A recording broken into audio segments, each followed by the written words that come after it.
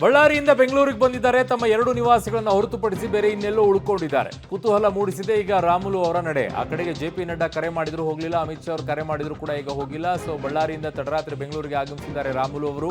ಬೆಂಗಳೂರಿಗೆ ಬಂದರೂ ಕೂಡ ಯಾರ ಸಂಪರ್ಕವನ್ನು ಕೂಡ ಮಾಡದೆ ರಾಮುಲು ಅವರು ಎಲ್ಲಿ ಇದ್ದಾರೆ ಅನ್ನುವಂಥದ್ದು ಇನ್ನೂ ಕೂಡ ಮಾಹಿತಿ ಸಿಗ್ತಾ ಇಲ್ಲ. ಬಟ್ ಬೆಂಗಳೂರಿಗೆ ಬಂದಿರೋದಂತೂ ನಿಶ್ಚಿತವಾಗಿದೆ.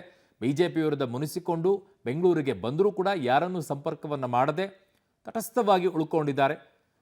ಆಪ್ತರಿಗೂ ಕೂಡ ಮಾಹಿತಿಯನ್ನು ನೀಡದೆ ಬೆಂಗಳೂರಿಗೆ ರಾಮುಲು ಅವರು ಬಂದಿದ್ದಾರೆ ಅನ್ನುವಂಥ ಮಾಹಿತಿಗಳು ಲಭ್ಯವಾಗ್ತಾ ಇದೆ. So JP. ನಡ್ಡಾ ಅವರು ದೆಹಲಿಗೆ ಬನ್ನಿ ಅಂದರೂ ಕೂಡ ಹೋಗಿಲ್ಲ. ಅಮಿತ್ ಶಾ ಅವರು ಕರೆ ಮಾಡಿ ಮಾತನಾಡಿದರೂ ಕೂಡ ಈಗ ರಾಮುಲು ಅವರು ಇನ್ನೂ ಕೂಡ ದೆಹಲಿಗೆ ಪ್ರಯಾಣವನ್ನು ಬೆಳೆಸಿಲ್ಲ. ಸದ್ಯಕ್ಕೆ ಯಾರ ಸಂಪರ್ಕಕ್ಕೂ ಕೂಡ ರಾಮುಲು ಅವರು ಸಿಗ್ತಾ ಇಲ್ಲ. ನನ್ನ ಸಹೋದ್ಯೋಗಿ ಈಗ ಪೊಲಿಟಿಕಲ್ ಬ್ಯೂರೋಯಿಂದ ಮಸೂದ್ ನನ್ನ ಸಂಪರ್ಕಕ್ಕೆ ಸಿಗ್ತಾ ಇದ್ದಾರೆ. ಮಸೂದ್, ಯಾವ ಹೆಜ್ಜೆಯನ್ನು ಇಡ್ತಾ ಇದ್ದಾರೆ ರಾಮುಲು ಅವರು ಅನ್ನುವಂಥದ್ದು ಬಿಜೆಪಿಯಲ್ಲಿರುವಂಥವರಿಗೆ ಸೂಕ್ಷ್ಮವಾಗಿ ಗೊತ್ತಾಗಿರಬೇಕು ಅಂತ ಕಾಣಿಸುತ್ತೆ. ಆ ನಿಟ್ಟಿನಲ್ಲಿ ಈಗ ಪ್ರಯತ್ನಗಳು ತುಂಬಾ ಜೋರಾಗಿ ನಡೀತಾ ಇದೆಯಾ ಅವ್ರನ್ನ ಮನವೊಲಿಸೋದ್ರಲ್ಲಿ? ಅರುಣ್, ರಾಜ್ಯ ಬಿಜೆಪಿಯಲ್ಲಿ ಒಂದು ಕಡೆ ಗೊಂದಲ, ಇನ್ನೊಂದು ಕಡೆ ಖುದ್ದು ರಾಮುಲು ಅವರೇ ರಾಜ್ಯ ಬಿಜೆಪಿ ನಾಯಕರಿಗೆ ಒಗಟಿನ ಥರ ಕಾಣಿಸ್ತಾ ಇದ್ದಾರೆ. ಆ ಕೋರ್ ಕಮಿಟಿ ಸಭೆಯಲ್ಲಿ ಏನು ಹಂಗಾಮ ಆಯಿತು, ಸಂಡೂರು ಉಪಚುನಾವಣೆ ಸಂಬಂಧಪಟ್ಟಂತೆ ನನ್ನ ಮೇಲೆ ಹೊಣೆ ಆಗ್ತಿದ್ದಾರೆ ಅನ್ನುವಂತಹ ಕಾರಣಕ್ಕೆ ದೊಡ್ಡ ಮಟ್ಟದಲ್ಲಿ ರಾಧಾ ಮೋಹನ್ ದಾಸ್ ಅವರ ವಿರುದ್ಧ ಆಕ್ರೋಶ ವ್ಯಕ್ತಪಡಿಸಿ, ರೆಡ್ಡಿ ಅವರ ವಿರುದ್ಧನೂ ಕೂಡ ಮಾತನಾಡಿ, ವಿಜೇಂದ್ರ ವಿರುದ್ಧನೂ ಕೂಡ ಅಸಮಾಧಾನ ವ್ಯಕ್ತಪಡಿಸಿ ಬಳ್ಳಾರಿಗೆ ಮುನಿಸ್ಕೊಂಡು ಹೋಗಿದ್ರು. ಬಳ್ಳಾರಿನಲ್ಲಿ ಸುದ್ದಿಗೋಷ್ಠಿ ಮಾಡಿ ರೆಡ್ಡಿ ಅವರ ಮೇಲೇನೂ ಕೂಡ ಆರೋಪಗಳನ್ನ ಮಾಡಿದರು.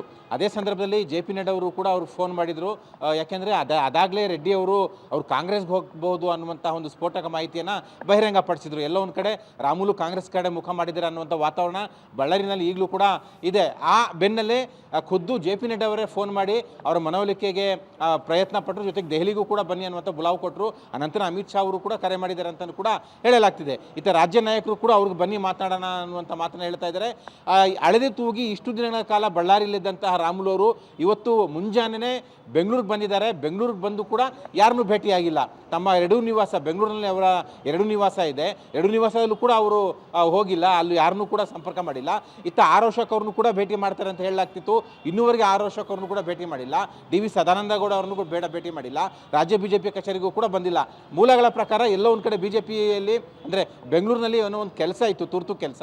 ಆ ಕೆಲಸಕ್ಕಾಗಿ ರಾಮುಲು ಅವರು ಬಂದಿದ್ದಾರೆ. ಮತ್ತೆ ವಾಪಸ್ ಇನ್ನೇನು ಕೆಲವೇ ಕ್ಷಣಗಳಲ್ಲಿ ಬಳ್ಳಾರಿಗೆ ವಾಪಸ್ ಹೋಗ್ತಾರೆ ಅನ್ನುವಂಥ ಮಾತುಗಳು ಕೂಡ ಕೇಳಿ ಬರ್ತಿದ್ದೇವೆ. ಹಾಗಾಗಿ ಅತ್ತ ದೆಹಲಿಗೆ ಹೋಗೋ ವಿಚಾರದಲ್ಲೂ ಕೂಡ ಇನ್ನೂ ಯಾವುದೇ ತೀರ್ಮಾನವನ್ನು ಅವರು ಪ್ರಕಟ ಮಾಡಿಲ್ಲ. ಯಾರೇ ಫೋನ್ ಮಾಡಿದ್ರು ಕೂಡ ನಾಳೆ ಹೋಗ್ತೇನೆ, ನಾಡಿದ್ದು ಹೋಗ್ತೇನೆ ಅನ್ನುವಂಥ ಮಾತನ್ನು ಹೇಳ್ತಿದ್ದಾರೆ ಹೊರತು ಇಂಥ ದಿನ ಹೋಗ್ತೇನೆ ಅಂತ ಹೇಳ್ತಾ ಇಲ್ಲ. ಎಲ್ಲ ಒಂದು ಕಡೆ ಅವರ ನಡೆ ಬಹಳ ಕುತೂಹಲ ಮೂಡಿಸಿರುವಂಥದ್ದು. ರಾಜ್ಯ ನಾಯಕರನ್ನು ಭೇಟಿ ಮಾಡಿಲ್ಲ, ದೆಹಲಿಗೆ ಹೋಗೋ ಬಗ್ಗೆನೂ ಕೂಡ ಸ್ಪಷ್ಟತೆ ಕೊಡ್ತಾ ಇಲ್ಲ. ಹಾಗಾಗಿ ಏನು ಮಾಡ್ತಾರೆ ರಾಮುಲು ಅವರು ಅನ್ನುವಂಥದ್ದು ಬಹಳ ಕುತೂಹಲ ಮೂಡಿಸಿದೆ. ಕಾಂಗ್ರೆಸ್ಗೆ ಹೋಗೋ ವಿಚಾರದಲ್ಲಿ ಸದ್ಯಕ್ಕೆ ಯಾವುದೇ ತೀರ್ಮಾನ ಮಾಡುವ ಸಂದರ್ಭ ಇಲ್ಲ. ಹಾಗಾಗಿ ಏನು ಮಾಡ್ತಾರೆ ಅನ್ನುವಂಥದ್ದು ಕಾದು ನೋಡಬೇಕು.